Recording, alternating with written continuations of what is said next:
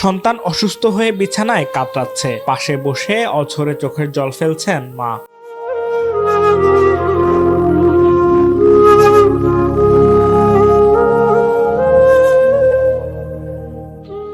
নীরব কান্নার সঙ্গে একটাই প্রার্থনা, আদরের সন্তান যেন দ্রুত সুস্থ হয়ে ওঠে। এমন করুণ দৃশ্য এখন চট্টগ্রাম মেডিকেল কলেজ হাসপাতালে শিশু স্বাস্থ্য বিভাগের প্রায় প্রতিটি বেডেই চোখে পড়ছে। দেশ জুড়ে চলমান তীব্র শৈত্যপ্রবাহের প্রভাবে ঠান্ডাজনিত নানা রোগে আক্রান্ত হয়ে হাসপাতালে ভর্তি হচ্ছে শিশুরা। বিশেষ করে নিউমোনিয়া, জ্বর, সর্দি, কাশি ও ডায়রিয়ায় আক্রান্ত শিশুদের চাপ বেড়েছে চট্টগ্রাম মেডিকেলের শিশু বিভাগে। তবে চিকিৎসকরা বলছেন, অন্যান্য বছরের তুলনায় এবার নিউমোনিয়া ও শীতজনিত শ্বাসকষ্টে আক্রান্ত শিশুর সংখ্যা কিছুটা কম হলেও ডায়রিয়ায় আক্রান্ত শিশুর সংখ্যা তুলনামূলক বেশি। আমি আজকে 7 দিন ধরে ভর্তি। আমার বাচ্চার বুকে ব্যথা ছিল, ঠান্ডা বেশি লেগে গেছিল, জ্বর ছিল, বমি ছিল, পেট ব্যথা ছিল। আল্লাহর রহমতে এখন একটু সুস্থ। ঠান্ডার দিনে কফ কাশি হয়েছে, অনেকদিন ধরে আজকে কষ্ট পাতাইছে। আজকে এখানে আছি যে 7 দিন। আমরা এই ফটিকছড়ি কাঞ্চননগর থেকে।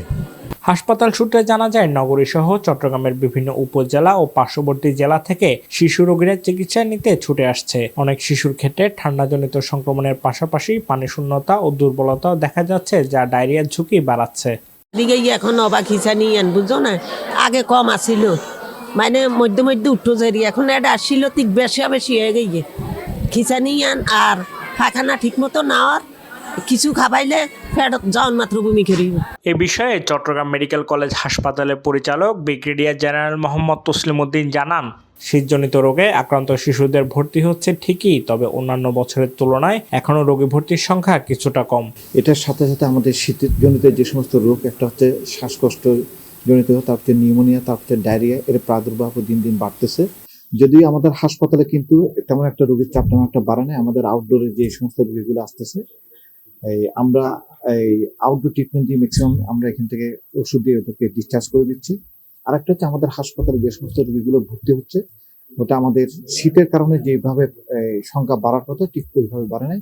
আমাদের এই মুহূর্তে 8 নম্বর এবং 9 নম্বর ওয়ার্ডে, যেটা বাচ্চাদের ওয়ার্ড, ওখানে আমার রোগী আছে এই মুহূর্তে মাত্র 50টা রোগী। অন্য সময় কিন্তু আমাদের নর্মাল টাইমে কিন্তু আমাদের প্রায় 100টা থাকে। এছাড়া অভিভাবকদের সতর্ক থাকার আহ্বান জানিয়ে তিনি বলেন, শিশুদের উষ্ণ রাখা, পরিষ্কার পানি পান করানো এবং অসুস্থতা দেখা দিলে দ্রুত চিকিৎসকের শরণাপন্ন হওয়াও জরুরি। আমরা কোনোভাবে ঘরের জানালা থেকে এগুলা আপাতত বন্ধ রাখবো। যদি সত্য প্রভাব হয়, তারপর সবাই কিন্তু ফুল স্লিভ শার্ট পরবো এবং শীতের জন্য যে সমস্ত জামা কাপড়গুলো পরা দরকার, শীত যেন আমার কাবু করতে না পারে, এই সমস্ত কাপড়গুলো শীত জন্য প্রিভেন্ট করার জন্য এগুলো করতে হবে। আরেকটা হচ্ছে, আমরা যখন পানি খাবো অথবা যখন গোসল করবো, হালকা কুসুম গরম পানি দিয়ে গোসল করবো। পানিকে যেহেতু পানি খুবই ঠান্ডাজনিত কারণে যেহেতু আমাদের ব্যাকটেরিয়াজনিত রোগের সংখ্যা বৃদ্ধি পায়, বা হালকা কুসুম গরম পানি, এই সমস্ত প্রিভেন্টিভ মেজারগুলো যদি আমরা নিয়ে নিই, তাহলে কিন্তু শীতজনিত রোগের সংখ্যা অনেক কমে যাবে। চিকিৎসকদের মতে, শীতকাল জুড়ে শিশুদের প্রতি বাড়তি যত্ন না নিলে পরিস্থিতি আরো জটিল হতে পারে। তাই অভিভাবকদের সচেতনতা ও স্বাস্থ্যবিধি মেনে চলাই পারে শিশুদের এই দুর্ভোগ থেকে রক্ষা করতে।